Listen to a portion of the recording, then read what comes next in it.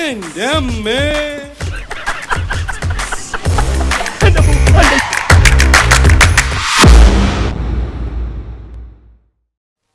എന്തായി കാണിക്കണേ? എന്റെ മോനോടൊരു വാക്ക് പറയിപ്പിക്കാതെ നീ ഫോൺ വെച്ച് കളഞ്ഞല്ലോടി. എന്താ എന്ത് പറ്റി? എന്നോട് മിണ്ടാതെ തുള്ളിച്ചാടി ഇവിടെ വന്നൂന്ന്. ഫോൺ വന്നതുകൊണ്ടാ. അത് എന്നോട് പറയണ്ടേ? അമ്മ ടി വി കണ്ടോണ്ടിരിക്കായിരുന്നു. ഞാൻ ടി വി കണ്ട് ചത്തിരിക്കുക? അല്ലെങ്കിൽ എനിക്കറിയാടി, ഞാൻ എന്റെ മോനോട് സംസാരിക്കുന്നത് നിനക്ക് തീരെ അവർക്ക് ഭാര്യയ്ക്കും ഭർത്താവിന് എന്തെങ്കിലുമൊക്കെ സ്വകാര്യം പറയാൻ കാണില്ലേ? എന്തൊട്ട് കോപ്പിന് സ്വകാര്യം? ഞാനൊരു ആമൃതന്റെ കൂടെ പുറത്തോളാം. ഇമ്മാതെ ഇളക്കങ്ങളൊന്നും ഞാൻ കാണിച്ചിട്ടില്ല. എന്റെ മൂന്നാമത്തെ മോനെ പ്രസവിച്ചതിന് ശേഷമാണ് ഞാൻ എന്റെ ആമൃതന്റെ മോൻ ശരിക്കും കണ്ടത് തന്നെ.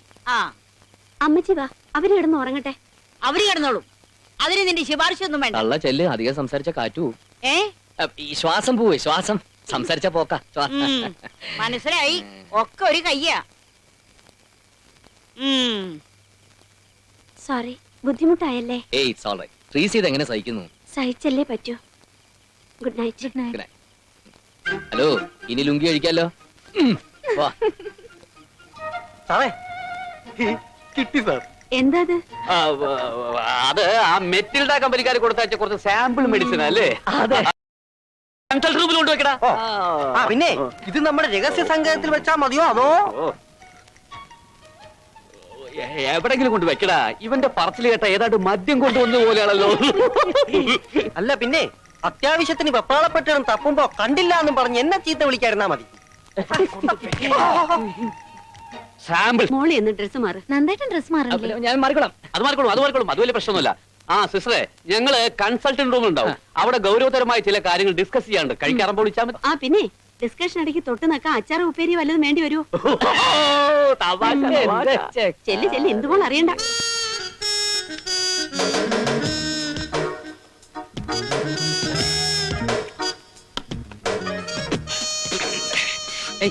സോറി സാറന്മാരെ, ഭാര്യമാരെ ഇങ്ങനെ പേടിക്കുന്നത് ഭീരുത്വമാണ്. സ്വാതന്ത്ര്യമായിട്ട് അല്പം മദ്യപാനം കുടിക്കാൻ പറ്റില്ല എന്ന് പറഞ്ഞാൽ നമ്മളൊക്കെ ആണുങ്ങളാന്ന് പറഞ്ഞ് നടക്കണം. എന്തിന് ഇവൻ ചളാക്കുവോ? വേഷം കെട്ടെടുത്താണല്ലോ അടിച്ചതിന്റെ. അടിക്കണം സാർ, അടിക്കണം സാർ. സാറിന്റെ ഉപ്പ് തിന്ന് വളർന്നാണ് ഈ തടി. അടിക്കണം സാർ. ഉപ്പ് മാത്രം തിന്നാ പോരാ, ഇടയ്ക്ക് ഇത്തിരി ചോറും കൂടി തിന്നണം. എന്നാലേ അടി കൊള്ളാനുള്ള ആരോഗ്യം ഉണ്ടാവും. എടുത്തു വെക്കടാ.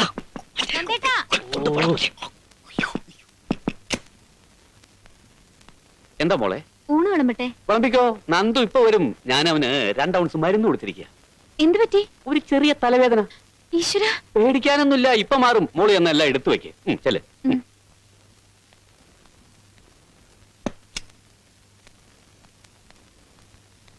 ഇന്ദുവിന് സംശയമൊന്നുമില്ല? ഒരു സംശയമില്ല. നീ വെറുതെ കോൺഷ്യസ് ആയി സംശയം ഉണ്ടാക്കാതിരുന്നാ മതി. ആദ്യം സാധനങ്ങളൊക്കെ ഇവിടുന്ന് മാറ്റിയിട്ട് ഈ ടേബിൾ പിടിച്ച് സംഗതി ആകോളമായി. എന്താ? ആർട്സ് ക്ലബ് ഉദ്ഘാടനം ഡോക്ടർ ജോർജ് അറിയാനില്ലേ? അദ്ദേഹത്തിന് വരാൻ പറ്റില്ലെന്ന്. വേറെ എന്തോ കോൺഫറൻസ് ഉണ്ടെന്ന്. ഇനിയിപ്പോ എന്ത് ചെയ്യും?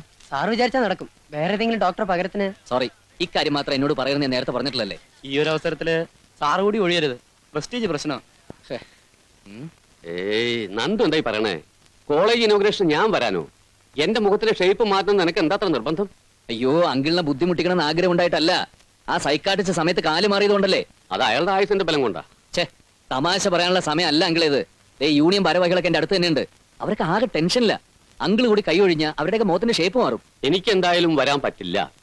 പിന്നെ അത്ര നിർബന്ധമാണെങ്കിൽ ഞാൻ വേറൊരാളെ അയക്കാം.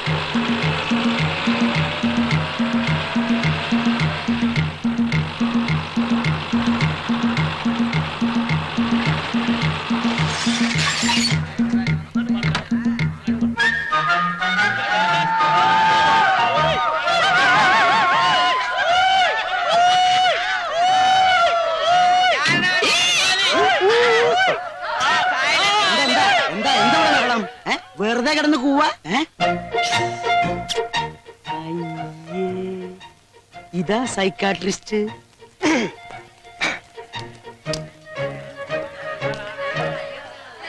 ഡോക്ടർ ഗോൺസാൽവോസ് ആണോ? ഞാൻ ആരോഗ്യസ്വാമി. ഗോൺസാൽവോസ് സാറിന്റെ ബോഡി കണ്ടിട്ട് മേനോൻ സാർ അയച്ചതാണ്. ഗോൺസാൽവോസ് ഉണ്ടല്ലോ. മാറി നിൽക്കൂ. പെൺകുട്ടികളൊക്കെ ആൺകുട്ടികളോട് ചേർന്ന് നിൽക്കൂ.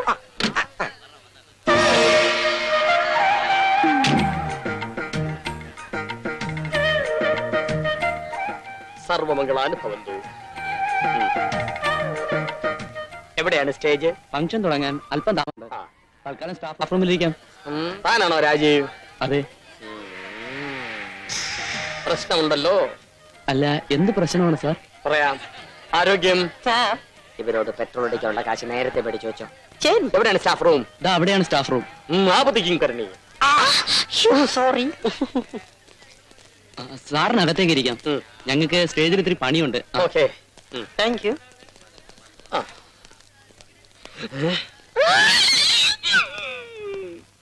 കറിയാച്ചേട്ടനില്ലേ?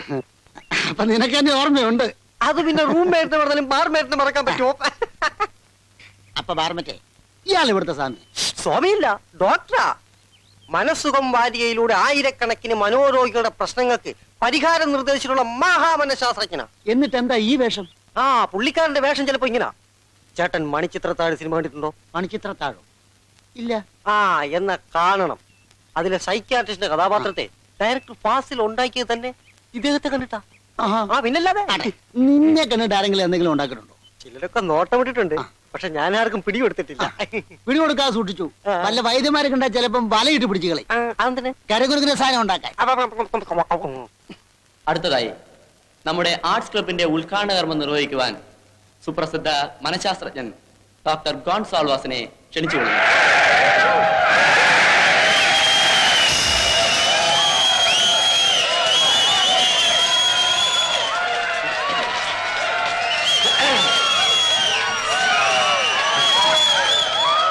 കൂവലിന് ശക്തി പോരാ.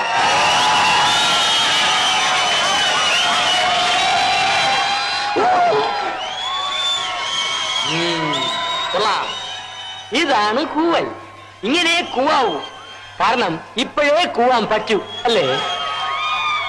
പുസ്തകപ്പുഴുക്കളെ പോലെ പഠിച്ച് ഡിഗ്രിയും താങ്ങി റോഡിലോട്ട് ഇറങ്ങിയാൽ ആനയാവാം, കുതിരയാവാം എന്നൊന്നും വിചാരിക്കണ്ട. നിങ്ങളൊന്നും ഒരു കുണ്ടുപോകാൻ പോണില്ല. നിങ്ങളിങ്ങനെ കൂവിയാ മാത്രം പോരാ.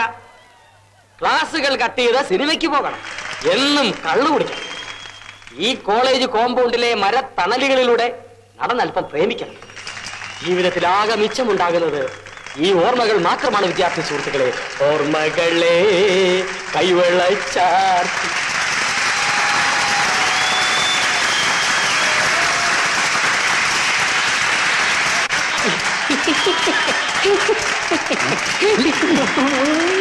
നിങ്ങളുടെ പ്രിൻസിപ്പൽ അച്ഛനെ പോലെ ക്ലോക്കിലെ സമയം നോക്കി ജീവിക്കാനുള്ളതല്ല ജീവിതം.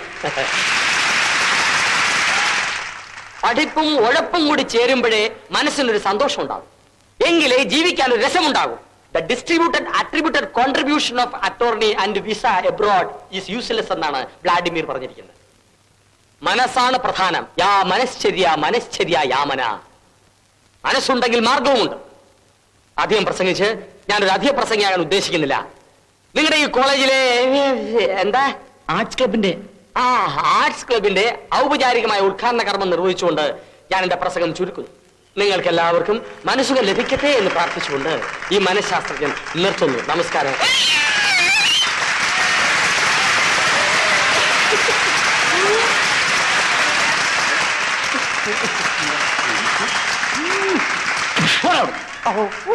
എന്റെ ഭാര്യ